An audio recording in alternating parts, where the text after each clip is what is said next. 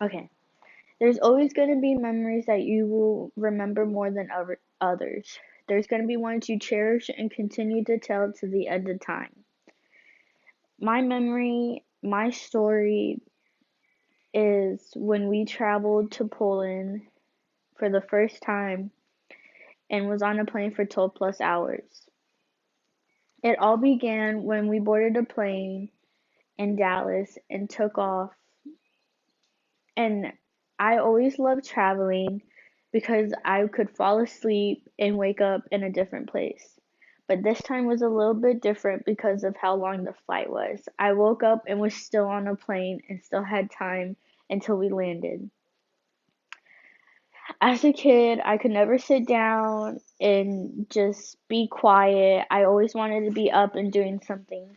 So I decided that I wanted to walk up and down the aisle, and when doing this, I met a girl who was around my age. I continued to talk to her until it was time to buckle up and land.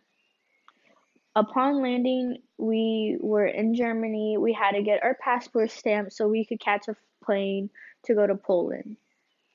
Landing in Poland, we were greeted by my aunt, and we spent a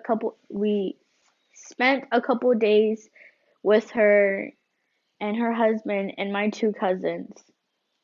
And this time, we created memories. I used to go out in their backyard and eat the sour cherries right off of my uncle's tree. I created embarrassing memories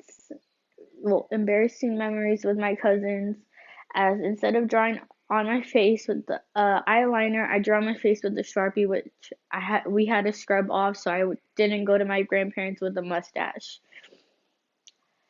After spending some days with them, we decided it was time to go and visit my grandparents. This was the first time I would meet them in the long 7 years that I was living. And in this time, we walked around the small town they live. We got ice cream at my grandma's friend's place. We ate lots of sweets. I don't know who thought it was a good idea to give a child lots of sweets, but I guess we were on vacation, so it didn't matter. We spent days going and traveling to my grandpa's garden, and we spent with my grandpa. I created memories of swinging on the swing on a door frame. We used to do this mornings, afternoons, evenings. No matter who needed to get through the door, I was always swinging. And my grandma used to always be in the kitchen cooking us some food, which at the time I didn't appreciate because I was a picky eater, but now it's something I always crave.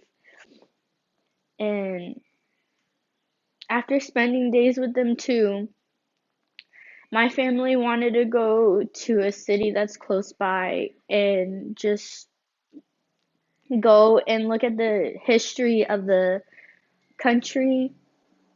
We spent we did one day of going to a salt mine and seeing different art that was created with salt. We went to a main city here that had statues and fountains that you could take pictures at, which my mom took very much advantage of because we have so many pictures of the statues and fall, the fountains, us in front of them, us not in front of them.